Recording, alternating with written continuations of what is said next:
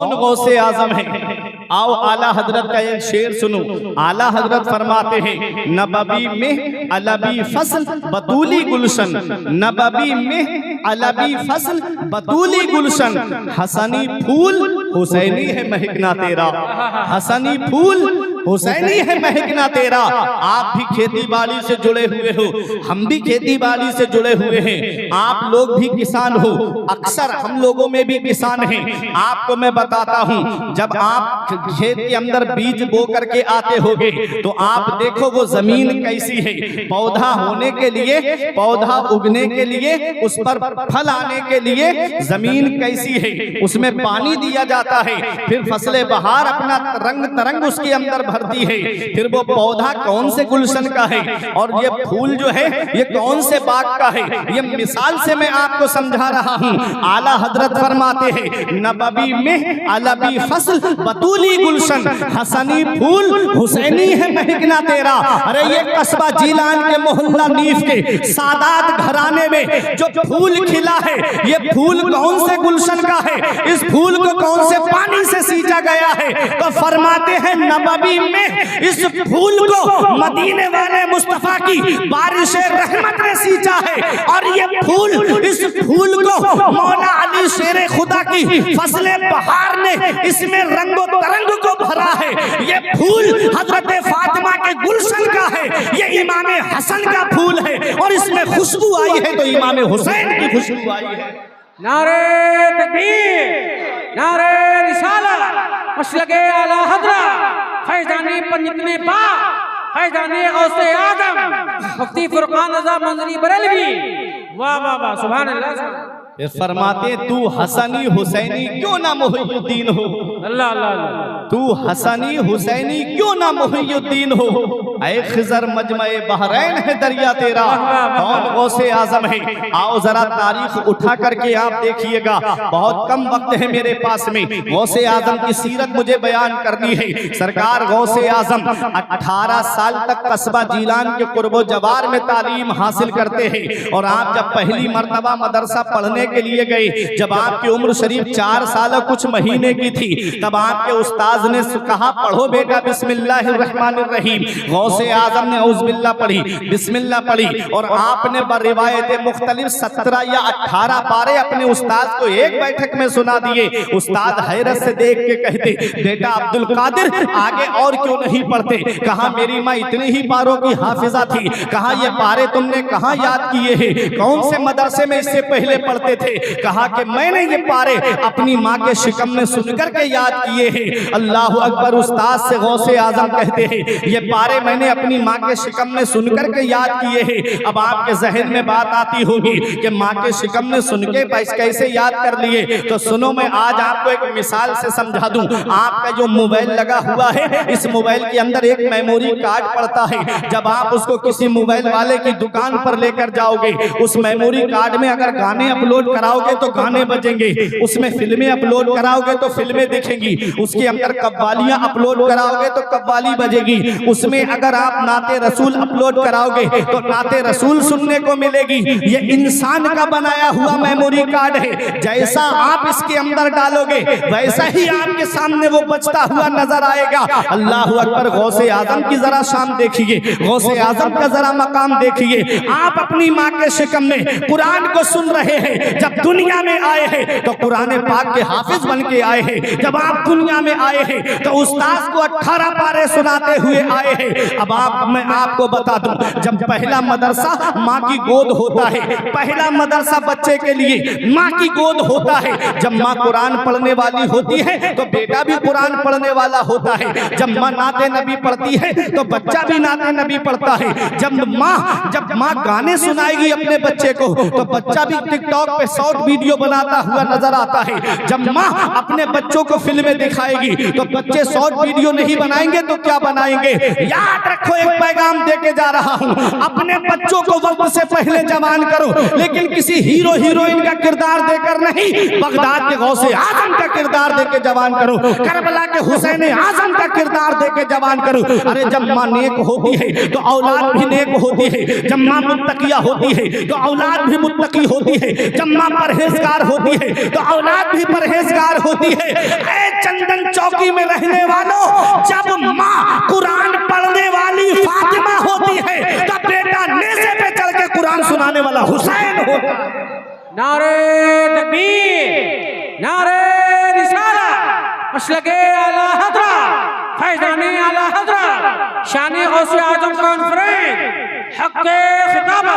वाह वाह वाह, सुभान अल्लाह। माँ जब कुरान पढ़ने वाली फातिमा होती है तो बेटा नेज़े पे चढ़ के कुरान सुनाने वाला हुसैन होता है। अरे जब माँ उम्मुल खैर फातिमा होती है तो बेटा बगदाद का गौसे आज़म, तमाम वलियों का सरदार होता है। माँ जब माह नूर बीबी होती है तो बेटा 95 लाख गैर मुस्लिमों को मुशर्रफ इस्लाम करने वाला होता है। जब माँ नेक होती है तो बेटा बाबा फरीद होता है। माँ जब आरिफा होती है तो बेटा निजामुद्दीन औलिया होता है। अरे माँ जब साबिरा होती है तो बेटा अलाउद्दीन अली अहमद साबिर होता है।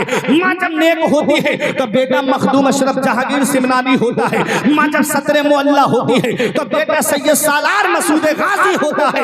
माँ जब नेक होती है तो बेटा वारिस पाक होता है। अरे माँ जब नेक होती है तो बेटा मुजद्दिद आजम होता है। माँ जब नेक होती है तो बेटा हुज्जतुल इस्लाम होता है। माँ जब नेक होती है तो बेटा मुफ्ती आजम होता है। अब तुम्हारी मोहब्बत का इम्तिहान, ये उलमा की तवज्जो, माँ जब बाप वो हो जो कुरान मुफस्सिरे कुरान कहलाए, और माँ वो हो जो अपने जेवर देकर मंजर इस्लाम के मुदर्रिसीन की तनख्वाह अदा कर दे, तो उसके शिकम से जो बेटा दुनिया में आता है उसी बेटे को दुनिया ताज शरिया के नाम से जानती है। नारे तकबीर। अरे मजमे से भी कोई नारा लगा सकता है क्या? अल्लाह अकबर, अल्लाह अकबर, या रसूल अल्लाह, या रसूल अल्लाह, जिंदाबाद, जिंदाबाद, जिंदाबाद, अल्लाह अकबर, या रसूल अल्लाह। बस्ती बस्ती करिया करिया, फैज़ाने हुजूर ताज शरिया। वाह वाह वाह।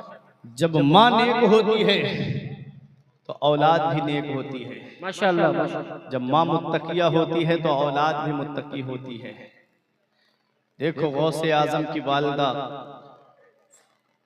कुरान की तिलावत करती थी, गौसे आजम ने कुरान को सुनकर के माँ के शिकम में याद कर लिया। वाह वाह वाह वाह। माँ ने तुमको आधा हाफिज अपने शिकम में कर डाला। आपकी माँ भी अल्लाह वाली अब्दुल कादिर जीलानी। माशाअल्लाह माशाअल्लाह। आपके वालिद ने अनजाना सेब जो खाया उसके एवज बरसों बाग की रखवाली अब्दुल कादिर जीलानी। सुभान अल्लाह सुभान अल्लाह। गौसे आजम है। 18 साल तक कस्बा जीलान के कुर्ब जवार में आपने तालीम हासिल की है। उसके बाद अपनी माँ के पास आए। अम्मी, माँ की उम्र 78 साल है। माँ की उम्र 78 साल है। गौसे आजम की उम्र 18 साल है। जब माँ की उम्र 60 साल की थी तब गौसे आजम पैदा हुए थे।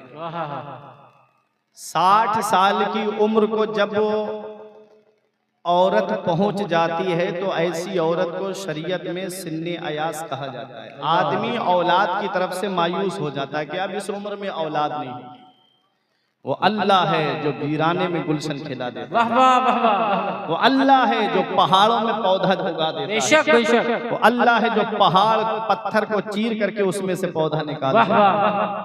आज अगर शादी के 1-2 साल के बाद अगर कोई खुशखबरी सुनाई ना देना तो उस बहू को ताना देने शुरू कर दिए जाते हैं। कभी सास ताना देती, कभी ननद ताना देती, कभी भावज, किस्म किस्म के ताने दे करके उस बेचारी को परेशान किया जाता है।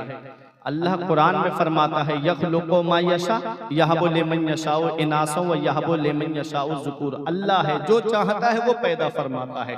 यहबु लिमन यशाउ इनासा, अल्लाह जिसे चाहता है उसे बेटियां अता फरमाता है। व यहबु लिमन यशाउ ज़ुकूर, और अल्लाह जिसे चाहता है उसे लड़के अता फरमाता है। और युज़व्विजुहुम ज़ुकरान व इनासा, और अल्लाह जिसे चाहता है उसे लड़के और लड़कियां दोनों अता फरमाता है। व यजअलु मन यशाउ अकीमा, और अल्लाह जिसे चाहता है उसे बांझ बना देता है। सब अल्लाह के दस्ते कुदरत में है, अपने रब की बारगाह में आकर के मांगो, अल्लाह देगा, तब तुम्हारे घरों में खुशियां गूंजेंगी। उस रब की बारगाह में आओ।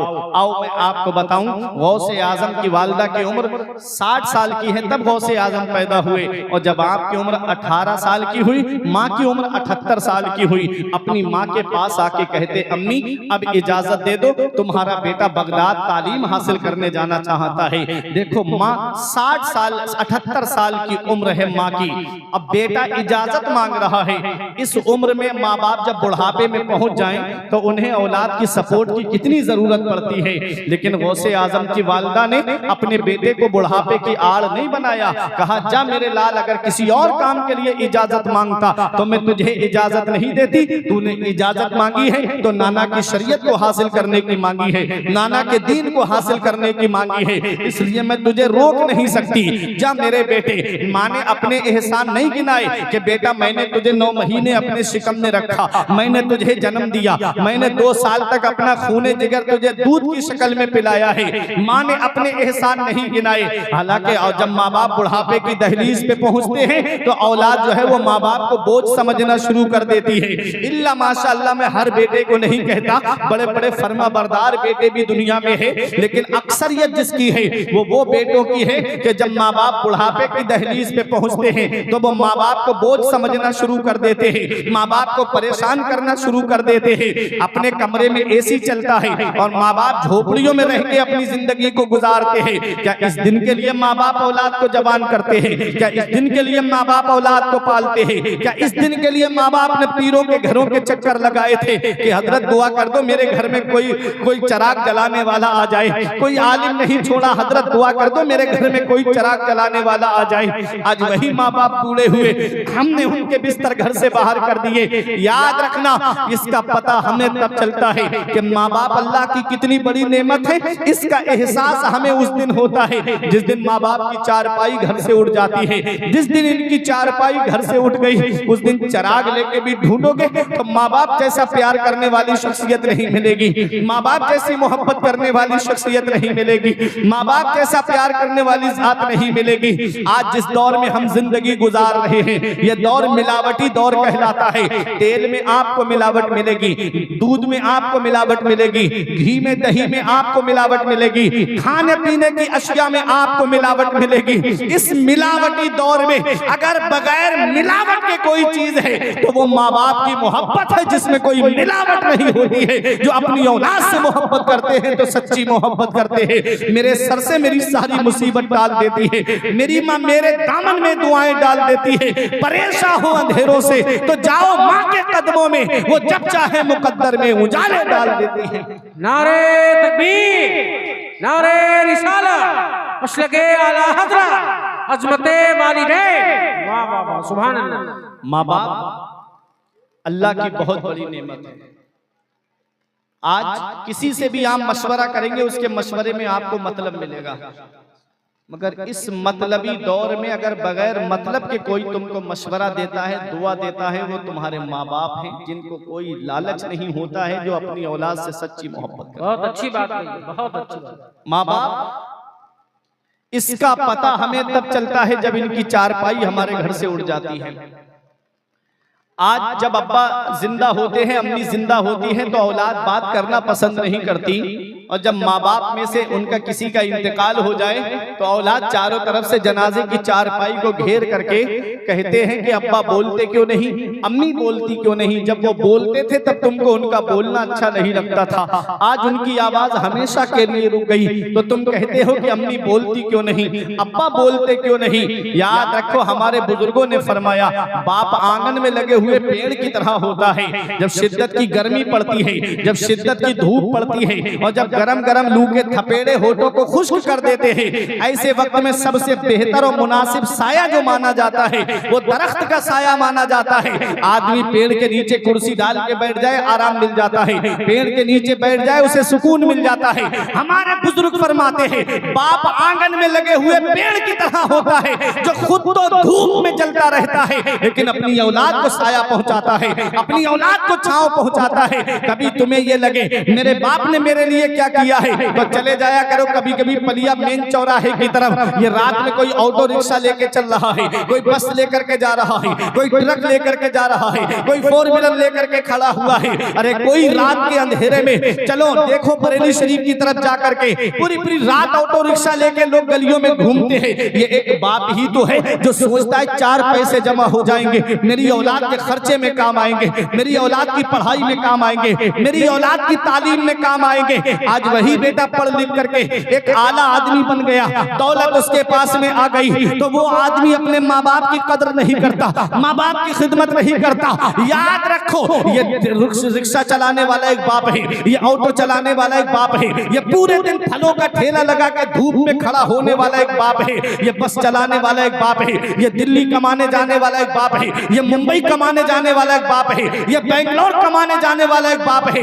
अरे ये 3-3 साल के लिए सऊदी जाने वाला ये एक बाप है जो सोचता है 4 पैसे जमा हो जाएंगे, मेरी औलाद की पढ़ाई में काम आएंगे, मेरी औलाद के खर्चे में काम आएंगे। ऐ लोगों, माँ बाप अल्लाह की बहुत बड़ी नेमत है। शायर कहता है इस वक्त के बारे में तो सोचा भी ना था, बेटों से ज़ईफ़ी में हुई खत्म रसाई, घर बार तो बांट लिए शौक से फुरकान, हिस्से में किसी के मगर माँ नहीं आई। वक्त ठुकरा देगा एक दिन मेरी सारी ये कुर्बानियां, दामने उम्मीद में फकत नाकामियां रह जाएंगी। शादियों के बाद तो बेटे अलग हो जाएंगे, बाप के हाथों में फकत पैसाखियां रह जाएंगी। अरे धूप कैसी भी हो साया नहीं खोने देता, राह कैसी भी हो बेबस नहीं होने देता, बेच के अपना लहू चाहे वो रोटी लाए, बाप औलाद को भूखा नहीं सोने देता। वाह वाह वाह, नारे तकबीर।